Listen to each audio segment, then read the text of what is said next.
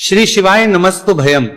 दोस्तों, जैसा कि आप सभी लोग जानते हैं कि 17 मार्च 2026 यानी मंगलवार को पड़ रही है चैत्र मास की मासिक शिवरात्रि तिथि।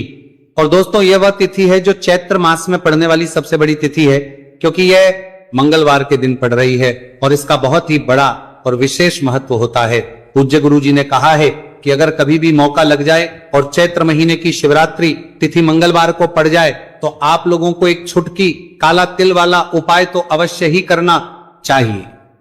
इन दोनों का संयोग बहुत ही कम आता है। इसी के साथ में गुरुजी ने अपनी शिव पुराण कथा में बताया है कि इस दिन आपको एक छुटकी काला तिल वाला उपाय तो आपको अवश्य ही करना चाहिए, क्योंकि ऐसा दिन पूरे साल में सिर्फ एक ही बार आता है। और दोस्तों, आप सभी लोग जानते हो कि मंगलवार शिवरात्रि तिथि का अगर सबसे बड़ा कोई उपाय है तो वह एक छुटकी काला तिल वाला उपाय है। तो दोस्तों, मंगलवार शिवरात्रि तिथि के दिन आप लोगों को इस एक छुटकी काला तिल वाला उपाय को जरूर करना है। बहुत सारे लोग होंगे जिन लोगों ने इस उपाय को ना किया हो, मतलब पूरा साल निकल गया, उन्होंने किसी भी दिन इस छुटकी काला तिल वाला उपाय को ना किया हो। पर दोस्तों, आपके पास एक आखिरी मौका बचा हुआ है, जो कि 17 मार्च मंगलवार शिवरात्रि तिथि के दिन है। इस दिन आप लोगों को इस वाले उपाय को जरूर कर लेना है। भले ही आपने पूरे महीने भर इस उपाय को ना किया हो, पर अगर आपने इस महीने के मंगलवार शिवरात्रि तिथि के दिन अगर इस वाले उपाय को कर लिया तो आपको इस उपाय को करने का वह फल मिलेगा जिसकी आपने कभी कल्पना भी नहीं करी होगी।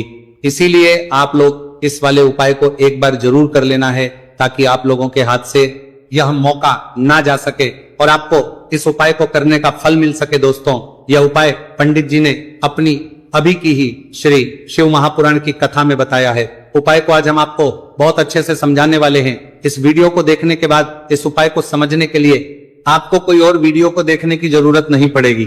तो चलिए दोस्तों, उपाय को शुरू करते हैं। देखिए, यह इस चैत्र महीने के मंगलवार शिवरात्रि तिथि के दिन यह इतना खास होता है, इतना महत्वपूर्ण होता है। देखा गया है कभी कभी बड़े बड़े पूजा पाठ अनुष्ठान से जो मनोकामना पूर्ण नहीं होते, वह चैत्र महीने की मंगलवार शिवरात्रि तिथि के दिन एक छोटे से उपाय करने से ही आपकी मनोकामना पूर्ण हो है। और बहुत सारे लोगों ने इस उपाय को किया भी है और उनको इस उपाय को करने का फल भी जरूर मिला है। अगर आप लोग भी इस उपाय को करना चाहते हैं तो आप इस उपाय को पहले अच्छे से समझ लेना, सुन लेना, उसके बाद करना। आपको इस उपाय का फल जरूर मिलेगा। और इस उपाय को कर लेने से आपके घर में चाहे किसी भी प्रकार की दोहक और समस्या क्यों ना चल रही हो, आपको उसका कारण भी नहीं पता है कि भाई यह समस्या किस कारण से चल रही, उसका कुछ भी कारण हो सकता है।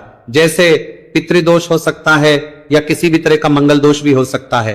तो इस दिन आप लोगों को ये वाला उपाय कर लेना है। ये एक ऐसा उपाय है जिस उपाय को अगर किसी विशेष दिन पर किया जाए तो भाई उस विशेष दिन का जो है वह तो हमें मिलता ही मिलता है, पर हमने उस दिन पर इस उपाय को किया है तो हमें उससे भी बड़ा फल मिलता है। और फल बहुत जल्दी मिलता है, क्योंकि आप इस उपाय को बहुत ही बड़े और विशेष दिन पर रहे हो। तो चलिए अब उपाय के बारे में बात करते हैं। लेकिन उससे पहले आप लोगों को यह जानना आवश्यक है कि आखिर ये उपाय किस समय करना है, किसको करना है और कैसे करना है। तो चलिए हम आगे आपको वीडियो में एक एक करके बता देते हैं। लेकिन उससे पहले अगर आप लोग हमारे चैनल पर पहली बार आए हैं या फिर मेरी आवाज आज पहली बार सुन रहे हैं तो हमारे चैनल वास्तविक जानकारी को सब्सक्राइब जरूर कर लेना और इस वीडियो को लाइक करके कमेंट बॉक्स में श्री शिवाय नमस्तु भयम ओम नमः शिवाय जरूर टाइप कर देना। तो दोस्तों, इस एक छुटकी काला तिल वाला उपाय को हमें इस मंगलवार शिवरात्रि तिथि के दिन कैसे करना है, किसको करना है, किस समय करना है और कहां पर करना है, ये सारे सवालों के जवाब आपको इस वीडियो में मिल जाएंगे। और जो ये वीडियो देखेगा भाई, उसको एक छुटकी काला तिल वाला उपाय जरूर करना चाहिए, क्योंकि इस दिन काला तिल का भी बहुत ही बड़ा और विशेष महत्व होता है। और बात आ जाए एक छुटकी काला तिल वाला उपाय की, तो ये सोने पे सुहागा वाली बात हो जाती है और ये एक बहुत ही बड़ा उपाय हो जाता है इस मंगलवार शिवरात्रि तिथि का। तो अब दोस्तों, इस एक छुटकी काला तिल वाला उपाय को आखिर करना किसको है, सबसे पहले हम लोग वो बात जान लेते हैं।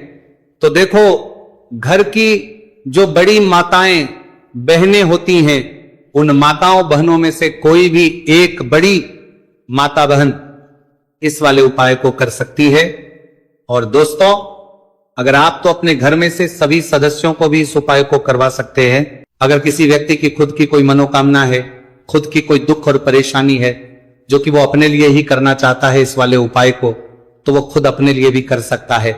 बाकी अगर कोई घर में से ऐसा है जो कि अपने पूरे घर परिवार की सुख और शांति के लिए ये वाला उपाय करना चाहता है, तो भाई वो भी कर सकता है, उसमें भी कोई दिक्कत वाली बात नहीं है। कहने का मतलब है कि इस उपाय को हर एक सदस्य भी कर सकता है और पूरे घर परिवार के सदस्य के लिए, घर की बड़ी माताओं बहनों में से कोई एक माता बहन भी कर सकती है। माताएं बहनें अगर घर में उपस्थित ना हो या वो ये वाला उपाय ना कर पा रही हो, तो फिर घर का कोई बड़ा सदस्य भी इस एक छुटकी काला तिल वाला उपाय को कर सकता है, चाहे फिर वो पुरुष ही क्यों ना हो, उसमें कोई भी दिक्कत वाली बात नहीं है। उसके बाद में दोस्तों जो अगला प्रश्न निकल आता है वो ये आता है इस उपाय को लेकर कि आखिर इस उपाय को हमें किस समय करना है, सुबह के समय करना है कि शाम के समय करना है। तो देखो, इस वाले उपाय को आप लोग सुबह के समय भी कर सकते हो और शाम के समय प्रदोष काल में भी कर सकते हो। अब अगर आप पूछो कि भाई सबसे उत्तम समय कौन सा रहेगा इस एक छुटकी काला तिल वाला उपाय को करने का, तो हम आपसे बस यही कहेंगे कि इस उपाय को आप सुबह के समय करेंगे तो ज्यादा बेहतर होगा। बाकी अगर प्रदोष काल शाम के समय भी करेंगे तो भी अच्छा होगा, उसमें कोई भी दिक्कत वाली बात नहीं है। तो अब दोस्तों जो अगली सबसे बड़ी और महत्वपूर्ण बात आती है वो ये आती है कि सुबह अगर हम उपाय को करेंगे तो हमें कितने बजे से लेकर कितने बजे तक के बीच में करना है, और शाम के समय प्रदोष काल में करेंगे तो हमें कितने बजे से लेकर कितने बजे के बीच में करना है। तो देखो, सुबह जितनी जल्दी हो सके आप उपाय को करने की कोशिश करना कि अगर किसी कारणवश लेट भी हो जाओ, थोड़ी देर भी हो जाए, तो 10 या 11 बजे तक भी आप उपाय कर लेना, पर 12 बजे से ज्यादा देरी ना हो। ठीक है, इस बात का ध्यान रखना। उसके बाद में दोस्तों, अगर शाम के समय प्रदोष काल की बात करें, प्रदोष काल का जो समय है होता है वो शाम के 6 बजे से शुरू हो जाता है। मतलब शाम के 6 बजे से लेकर 7 बजे के बीच का जो समय होता है, यह समय प्रदोष काल का समय होता है।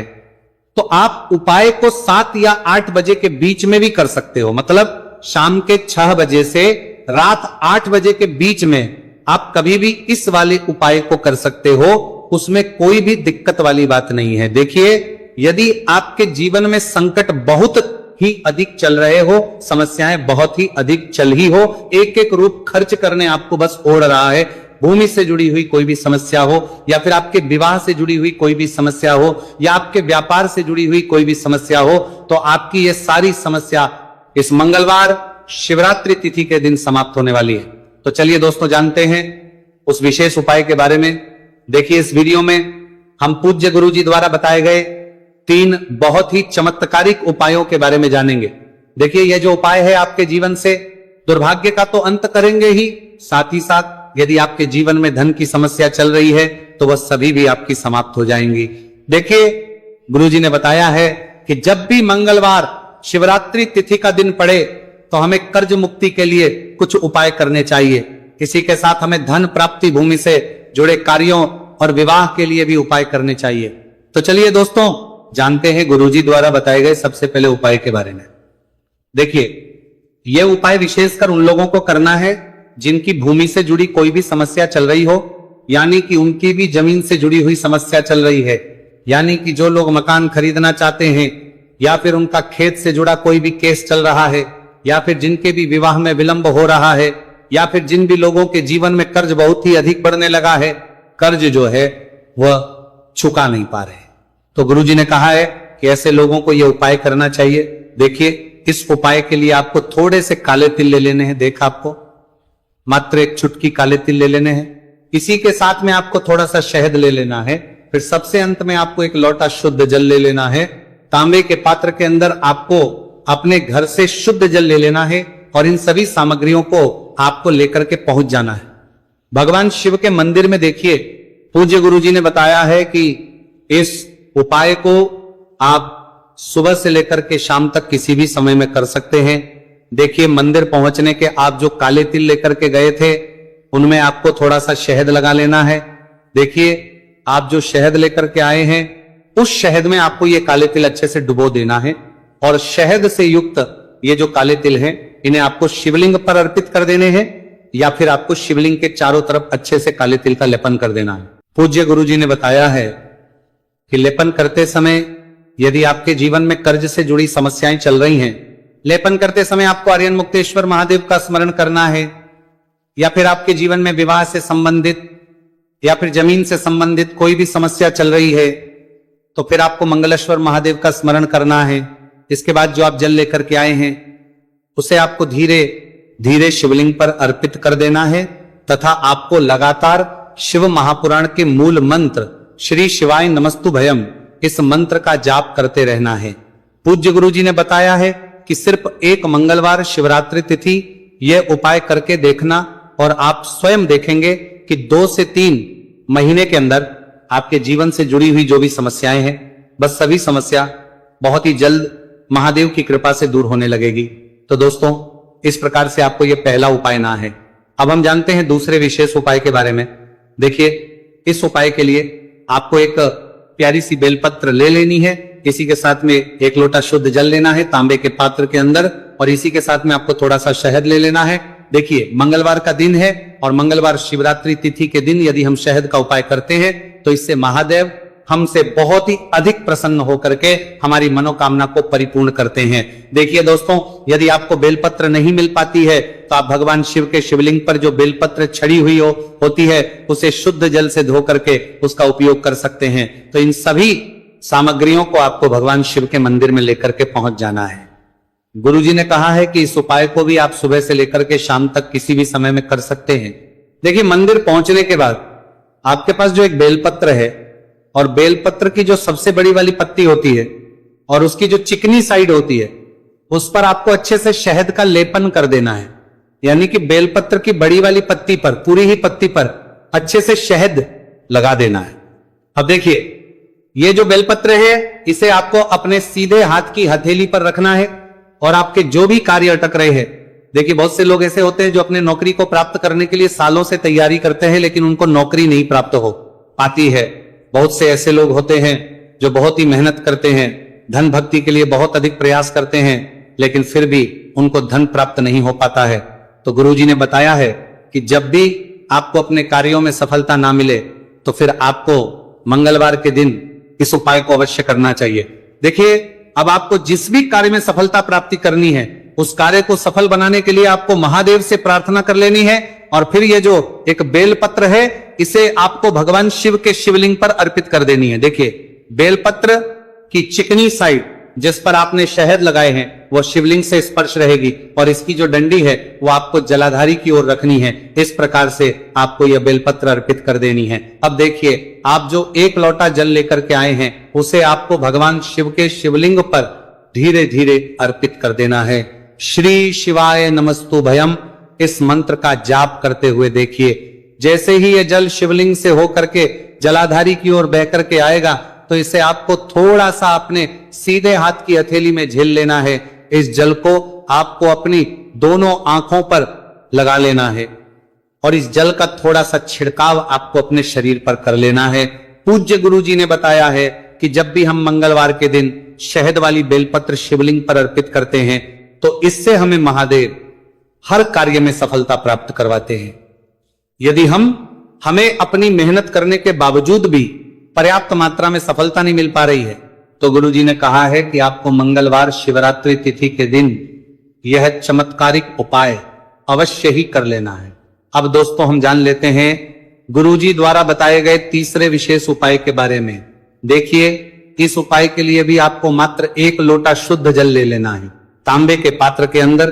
फिर इसी के साथ में आपको एक प्यारी सी बेलपत्र ले लेनी है। बेलपत्र आपको ध्यान रखना है कि कैसे भी कटी हुई खंडित नहीं होनी चाहिए। अब देखिए, मात्र 2 सामग्री लेकर के आपको भगवान शिव के मंदिर में पहुंच जाना है।